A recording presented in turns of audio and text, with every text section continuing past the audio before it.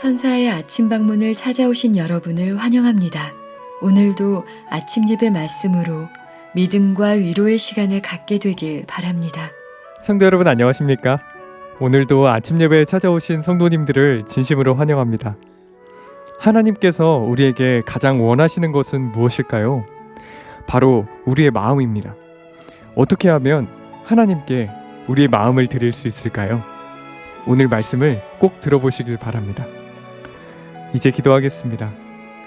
하늘에 계신 아버지, 바쁜 아침에 하나님의 말씀으로 시작할 수 있도록 도와주셔서 감사합니다.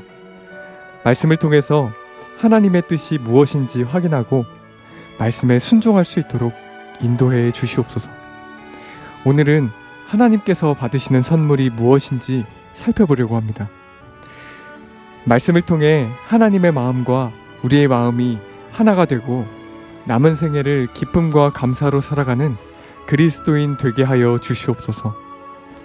예수님의 이름으로 기도드립니다. 아멘. 안녕하십니까 성도 여러분. 오늘도 하나님께서 저에게 귀한 말씀을 허락해 주셨습니다. 오늘 말씀은 하나님께서 받으시는 선물입니다. 하나님께서 가장 받기 원하는 선물이 무엇일까요? 그것은 우리의 마음입니다. 왜냐하면 마음을 가졌으면 모든 것을 가진 것이기 때문입니다. 자녀의 마음을 가진 부모는 자녀의 모든 것을 가진 것입니다. 하나님께서도 우리의 마음을 받으시기 원하는 것입니다. 우리가 아무리 11조와 헌물을 많이 드려도 우리의 마음이 그 속에 담기지 않으면 아무 소용이 없는 것입니다. 자, 오늘 본문 말씀 읽겠습니다. 주라 그리하면 너희에게 줄 것이요. 자, 이것은 조건적인 약속입니다. 주어야 하는 것입니다. 곧 후이되어 누르고 흔들어 넘치도록 너희에게 안겨주리라. 너희의 헤아리는 그 헤아림으로 너희도 헤아림을 도로 받을 것이니라. 누가복음 6장 38절입니다. 성도 여러분, 이 말씀은 하나님의 약속입니다. 우리가 하나님께 드리면 하나님께서 어떻게 해주시겠다고 했습니까? 후이 누르고 흔들어 넘치도록 안겨주시겠다고 한 것입니다. 우리가 주님께 드리면 하나님께서는 말할 수 없는 풍요로움으로 우리에게 주시겠다는 것입니다. 이것이 하나님의 마음입니다. 자, 그런데 문제는 우리가 하나님께 무엇을 얼마나 드려야 할까요? 너희의 헤아리는 그 헤아림으로 너희도 헤아림을 도로 받을 것이라고 했습니다. 자, 이 말씀이 무슨 뜻입니까? 하나님께서 우리가 드리는 것을 보시고 나서 딱 그것만큼 주시겠다는 뜻일까요? 아닙니다. 하나님은 우리의 마음을 원하는 것입니다. 마음을 드리라는 것입니다. 마음이 가면은 모든 것은 자연히 따라가기 때문이죠. 우리의 마음이 하늘에 가 있으면 하늘 창고에 보물을 쌓게 되는 것입니다. 그러나 우리의 마음이 이 땅에 있으면 이 땅에다가 보물을 쌓게 되는 것이죠. 성도 여러분, 우리가 마음을 주님께 드리면은 후히 되어 누르고 흔들어 넘치도록 안겨주시겠다는 이 말씀을 붙잡고 오늘도 살게 되길 간절히 바랍니다. 자, 본문 읽겠습니다. 하나님의 사업을 증진시키기 위하여 종종 헌신하라는 요구를 받을 때 불평하지 말자. 이러한 요청이 자주 필요한 이유는 무엇인가? 그것은 선교 사업이 신속하게 확장되기 때문이 아닌가? 그렇다면 바치기를 거절하는 일은 이러한 사업의 성장을 방해하는 것이 아닌가? 그리스도의 영을 소유한 모든 사람은 부드럽고 동정어린 마음과 관대하게 편 손을 소유할 것이다. 참 아름다운 말씀이죠. 교회를 우리가 다니면은 교회의 필요와 복음 전파를 위해서 헌신하라, 헌금을 내라 하는 이런 말들을 많이 듣게 됩니다. 그때 성도들이 어떻게 해야 할까요? 이 질문에 대한 답은 참 어렵습니다. 왜냐하면 어떤 교회는 진리가 분명하게 세워져 있지만 어떤 교회는 거짓 복음이 세워져 있기 때문입니다. 진리가 무엇인지 모르는 사람이 복음을 분별할 수 없습니다. 그런 경우에는 하나님께 드리는 헌물과 희생의 방향을 선택할 수 없는 것입니다. 그냥 사람들이 이끄는 대로 따라갈 수밖에 없는 것입니다. 그런 경우에는 충성스러운 청지기가 될 수 없는 것입니다. 성도 여러분, 그러므로 하나님의 말씀과 진리가 무엇인지 정확하게 알아야만 우리의 희생과 헌신도 올바로 드려질 수 있다는 것입니다. 자, 그런데 교회 안에 진리가 분명하게 세워져 있고 마지막 시대를 위한 말씀이 전파된다는 사실을 우리가 확인한다면 어떻게 해야 될까요? 하나님의 왕국을 확장하기 위해서 적극적으로 우리가 참여하고 헌신해야 하는 것입니다. 계속 본문 읽겠습니다.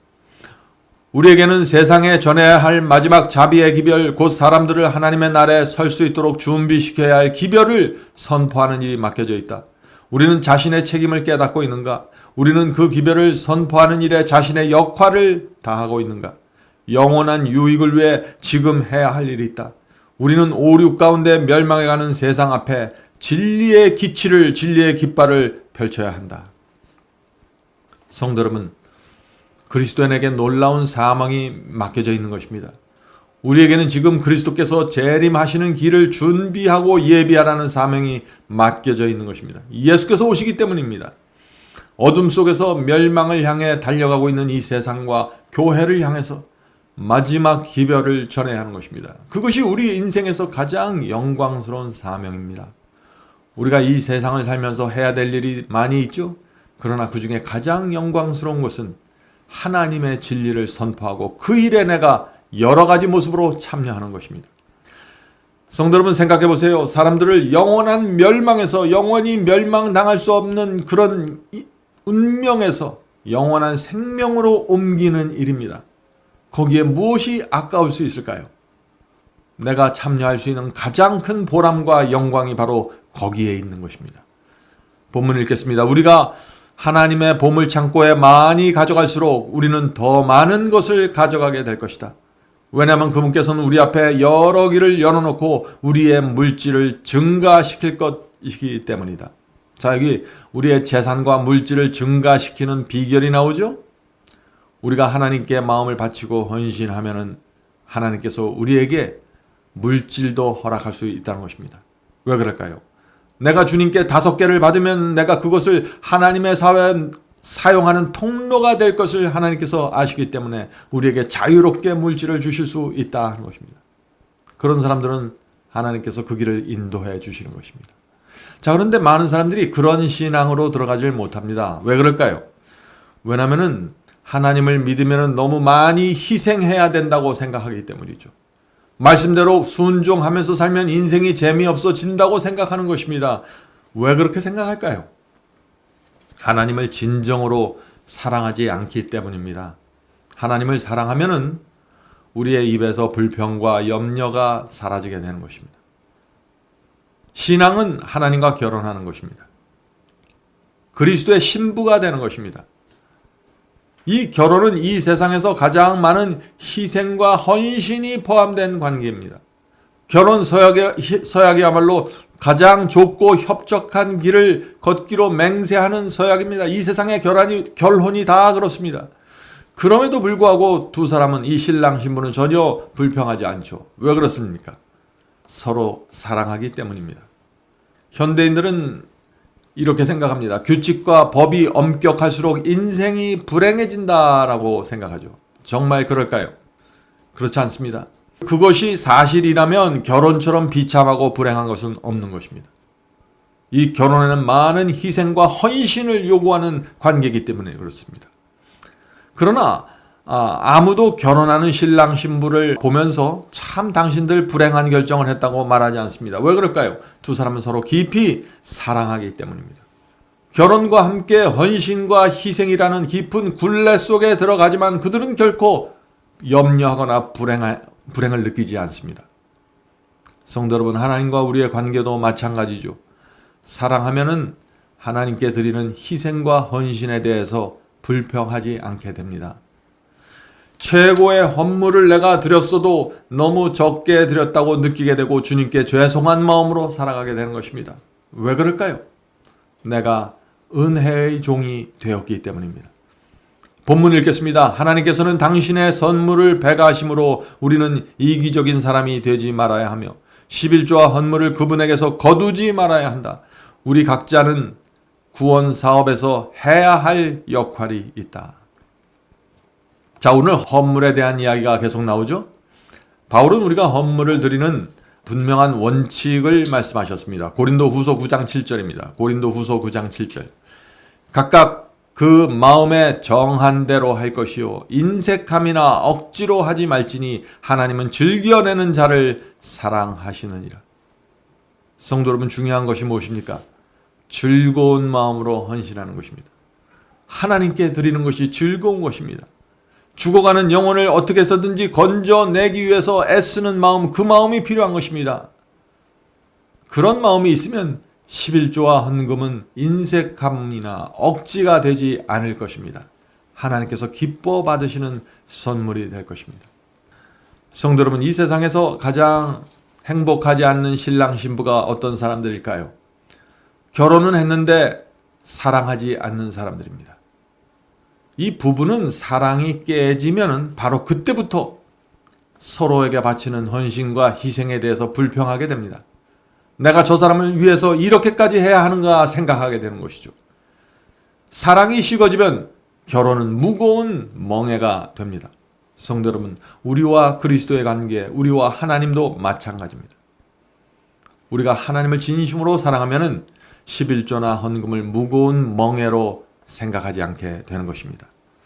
본문 읽겠습니다. 선물과 헌물이 우리 중 누구에게도 구원을 얻게 하지는 않을 것이다. 자, 이 말씀은 중요한 말씀이죠.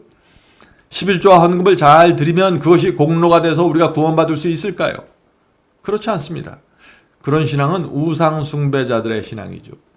절에 가서 1000배, 100배를 하면은, 그렇게 절을 하면은 나중에 극락으로 왕생하고 큰 복을 받게 된다 하는 것은 우상 숭배자들의 생각이죠.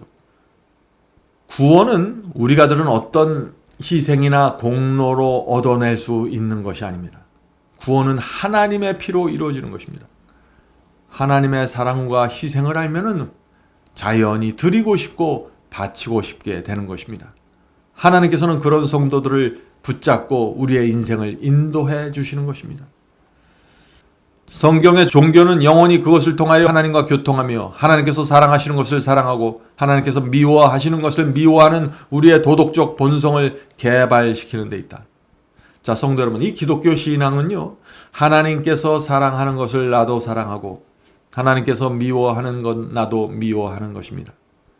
자, 그런데 하나님과 내가 이렇게 한 마음이 되려면은 내가 주님을 진심으로 사랑해야만 되는 것입니다. 성도 여러분, 이 사랑은 행동하고 희생하게 만듭니다. 사랑은 그리스도를 하늘에서 이 땅에 내려오게 만드셨습니다. 자원에서 십자가에 달리도록 만드셨습니다. 사랑은 결정하는 것이고 행동하는 것입니다. 그러므로 여러분이 또 제가 사랑하면 자연스럽게 적극적인 헌물과 11조와 각종 희생이 나오게 되는 것입니다. 오늘 많은 분들이 사랑을 머릿속으로만 하려고 하죠. 사랑을 느낌과 감정으로만 하려고 합니다. 그런데 그것은 거짓 사랑입니다. 이 거짓 사랑의 특징은 무엇인가? 진리가 희생을 요구하고 십자가를 지라고 요구하면 이 거짓 사랑은 연기처럼 사라져버리고 맙니다. 자, 마지막 본문 읽겠습니다. 하나님께서는 그대가 자신을 바치지 않는다면 그대의 헌물을 받지 않으실 것이다. 성도 여러분, 이것은 정말 중요한 말씀이죠. 하나님께서 원하시는 것은 돈이나 재물이 아닙니다. 하나님께서는 당신의 아들을 죽음에 내주셨습니다. 하나님께서는 그 죽음에 대한 감사와 그 사랑을 원하시는 것입니다. 우리의 마음을 원하시는 것입니다. 우리의 마음이 그런 마음이 되면은 우리의 신앙은 풍요로운 열매를 맺게 될 것입니다. 계속해서 읽겠습니다. 그분께서는 그대에게 맡겨진 당신 자신의 재물뿐 아니라 하나님의 아들의 무한한 핏값으로 사신 그대의 몸과 혼과 영 속에 있는 당신 자신의 소유를 요구하신다. 헌물을 하나님께서 받으실 만큼 달콤한 향기로 만드는 일은 겸손하고 감사하며 공경하는 마음이다. 성도 여러분, 하나님께서 원하시는 것은 겸손과 감사와 존경으로 드리는 헌물입니다. 너무나 당연하죠. 우리는 이것을 이해해야 하는 것입니다. 우리 속에 사랑과 감사가 있으면 희생하면 할수록 우리 마음에 기쁨이 샘솟는다는 것입니다. 희생하는데 억지로 하는 것이고 희생하면 슬퍼지는 것이 아니라 기쁨이 샘솟는다는 것입니다. 그것이 사랑의 법칙입니다. 성도 여러분, 왜 갓 결혼한 신부들이 요리책을 뒤지고 인터넷을 검색하면서 맛있는 음식을 그 신랑에게 해주려고 노력할까요? 신랑이 기뻐하는 모습을 보기 원하기 때문이죠. 그런데 어떤 신부는 신랑에게 혼날까봐 눈치를 보면서 음식을 준비합니다. 그런 부부가 어떻게 행복할 수 있을까요? 아내가 남편을 두려워하고 눈치를 보는 그 긴장 상태에서는 결혼 관계가 오래 유지될 수가 없는 것입니다. 성도 여러분, 그리스도인의 신앙도 마찬가지입니다. 우리가 하나님을 두려워하고 눈치를 보면서 11조를 드리고 헌금을 내는 이런 긴장 관계에서는 신앙이 정말 피곤하게 되는 것입니다. 멍해가 돼버리는 것입니다. 그런 상태에서는 교회 활동을 열심히 하고 봉사를 해도 참된 감사와 기쁨이 없게 되는 것입니다. 그런 분들은 기독교 신앙의 핵심을 놓친 채 살아가게 되는 것이죠. 자, 오늘 말씀을 마치면서 The Pathway to Christ에 있는 말씀을 읽어드리겠습니다. 하나님의 사랑을 느끼고 감격하게 되면 우리가 가장 적게 드릴 수 있는 것이 무엇인지 묻지 않게 된다. 우리는 예수께서 원하시는 그대로 하고자 애쓰게 된다. 우리는 모든 것을 그분께 드리기를 원하게 된다. 우리의 헌신은 하나님을 얼마나 사랑하는가에 따라서 결정될 것이다. 아무리 하나님을 사랑한다고 말할지라도 헌신과 순종을 이끌어내지 못하는 사랑은 의미 없는 감정이다. 그런 사랑을 가진 사람들에게 있어서 예수님을 따르는 것은 무거운 짐이 된다. 예수께 마음과 삶을 바치는 것이 너무나 큰 희생이라고 생각하는가? 예수께서 그대와 나를 위해서 무엇을 주셨는가를 생각해보라. 성도 여러분, 이 말씀을 생각하면서 기도하겠습니다. 하늘에 계신 아버지, 하나님께서 저에게 모든 것을 주셨는데, 온 하늘이 우리에게 모든 것을 주셨는데 우리의 마음이 왜 이렇게 억지가 되고 힘든 멍해가 우리의 마음속에 있는지 모르겠습니다. 주여, 저희를 불쌍히 여겨주시고 하나님의 사랑과 희생에 대한 감사를 새겨주시옵소서. 하늘에 계신 아버지, 저희가 주님을 믿을 때 정말 감사하고 겸손하고 진심으로 존경하는 마음으로 주 앞에 나갈 수 있도록 도와주시옵소서. 저희의 이 방자하고 교만한 이 마음을 꺾어주시고 성령께서 역사하셔서 저희에게 하늘의 겸손을 새겨주시옵소서. 더 이상 이 세상에 묶여있는 사람으로 살고 싶지 않습니다. 주여, 저희의 마음을 하늘에 두고 하늘 창고의 보화를 쌓으면서 살 수 있도록 도와주시옵소서. 주께서 당신의 사업과 복음 전파를 위해서 헌신하라고 요구할 때 정말 사랑하는 신부가 신랑을 위해서 모든 것을 드리는 마음으로 주 앞에 나가 바칠 수 있도록 도와주시옵소서. 저희의 분수에 맞게 주께서 허락하신 은사와 재물에 맞게 저희가 가진 것 주 앞에 드릴 때 그것이 아름다운 향기가 된다는 사실 우리가 잊지 않도록 도와주시옵소서. 이 자리에 모여서 기도하는 성도들에게 함께하여 주시고 하늘의 은혜가 그 마음을 지배하셔서 성령의 은혜가 그 마음을 지배하셔서 육체가 움직일 때 제압하고 승리할 수 있도록 도와주시옵소서. 예수님의 이름으로 간절히 기도드립니다. 아멘. 성도 여러분, 마지막 사명에서는 아침 예배 채널을 유튜브에서 별도로 운영하고 있습니다. 아침 예배 채널에서는 매일 새벽 4시에 예배 영상이 올려지고 있으며 특별히 아침 9시에 예배가 진행됩니다. 아침 9시 예배가 아침 예배 채널의 독특한 특징입니다. 원하시는 분들은 유튜브에서 아침 예배 채널을 별도로 구독 신청하여 주시면 저희와 함께 아침마다 예배 드릴 수 있습니다. 매일 아침마다 하나님의 말씀으로 저희 모두가 주 앞에 나와 예배 드리는 신앙으로 함께 나가게 되길 간절히 바랍니다. 감사합니다.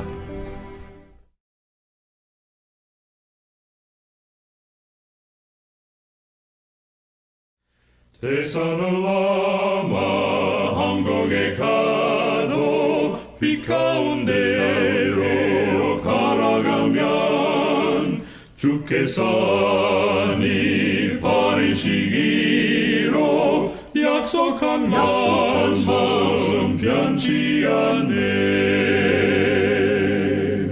하늘에 열린 그 밝은 빛이 내 영혼 속에 차고 넘치네.